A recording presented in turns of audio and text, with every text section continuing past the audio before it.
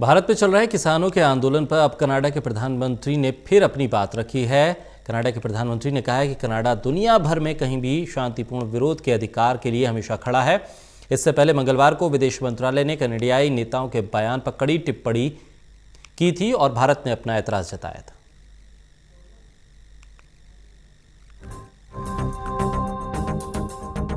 कृषि विधेयक के विरोध में देश में चल रहे किसानों के आंदोलन को लेकर भारत की कड़ी आपत्ति के बावजूद कनाडा के पीएम जस्टिन ट्रूडो ने एक बार फिर अपनी बात दोहराते हुए कहा कि वो किसानों का समर्थन करते हैं।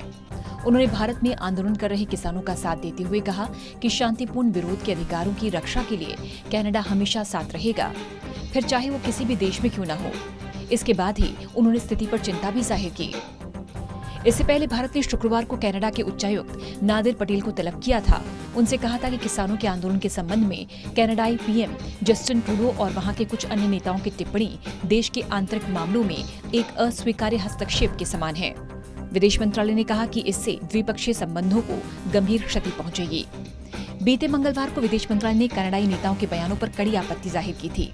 मंत्रालय ने कहा था कि हमने कनाडाई नेताओं द्वारा भारत में किसानों से संबंधित कुछ ऐसी टिप्पणियों को देखा और सुना है जो भ्रामक सूचनाओं पर आधारित है।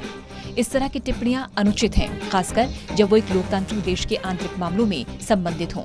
बेहतर होगा कि कूटनीतिक बातचीत राजनीतिक उद्देश्यों के लिए गलत तरीके से प्रस्तुत न की जाए। दरअसल कनाडा में भारतीयों की अच्छी खासी संख्या है, उनमें से अधिकतर पंजाब से हैं। इससे पहले कनाडा के रक्षा मंत्री हरजीत सज्जन ने भी भारतीय किसानों के आंदोलन पर टिप्पणी की थी। भारतीय मूल के सज्जन ने रविवार को एक ट्वीट किया था और लिखा था कि भारत में शांतिपूर्ण प्रदर्शनों को चलने की खबरें बेहद परेशान करती हैं। गौरतलब है कि 3 नए कृषि कानूनों के खिलाफ पंजाब, हरियाणा और कई अन्य राज्यों के हजारों किसान दिल्ली की सीमाओं में पिछले 9 दिनों से डटे हुए हैं।